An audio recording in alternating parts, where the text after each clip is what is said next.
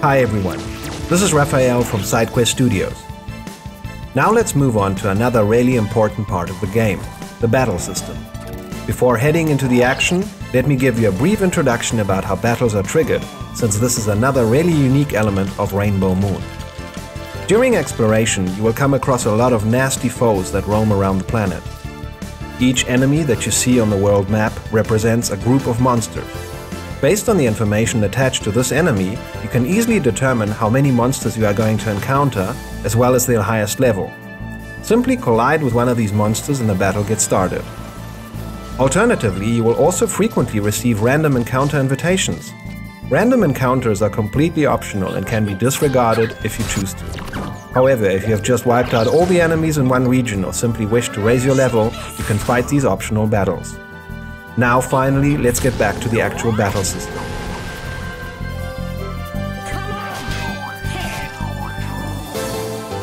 All battles take place on a grid-sized map and are completely turn-based. That's right, just like the good old days.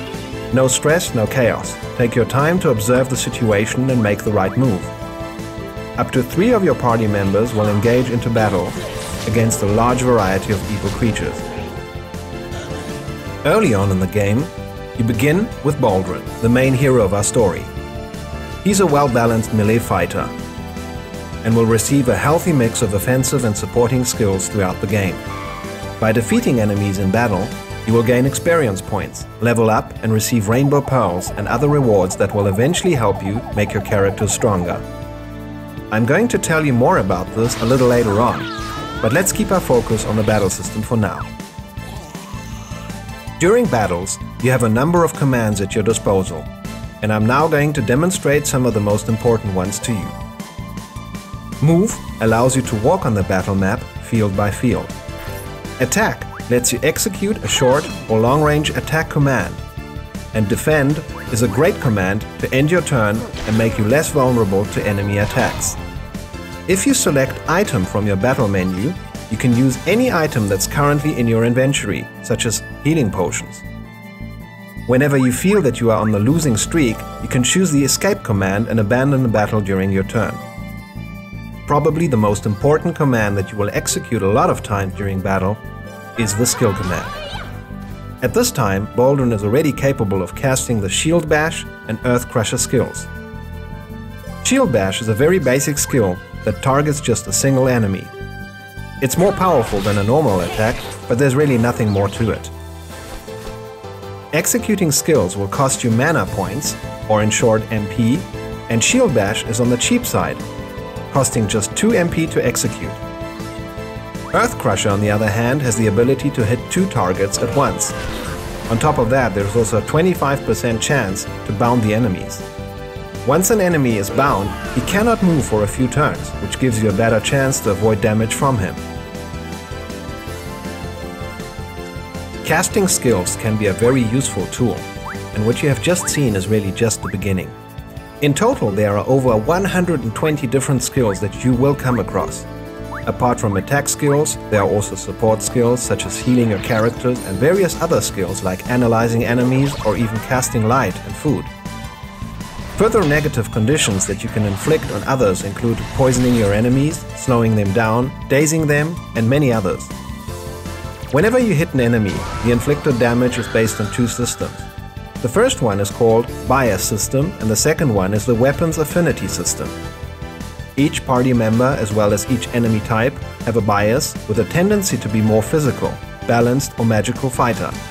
Depending on the bias tendency of your party member, as well as the bias of your enemy, attacks in battle will be more or less effective.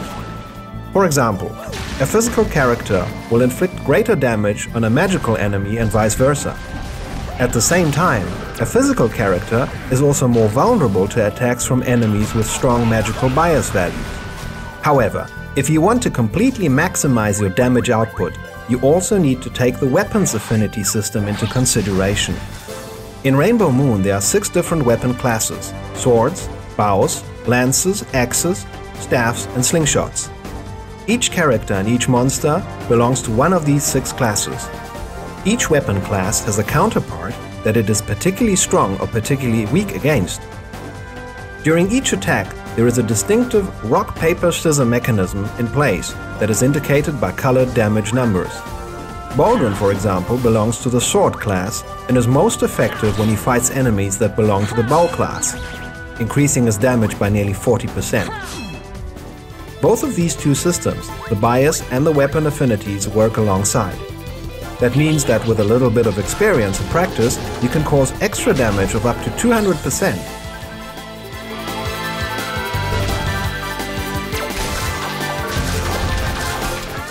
I know this may all sound a bit complicated right now, but don't worry.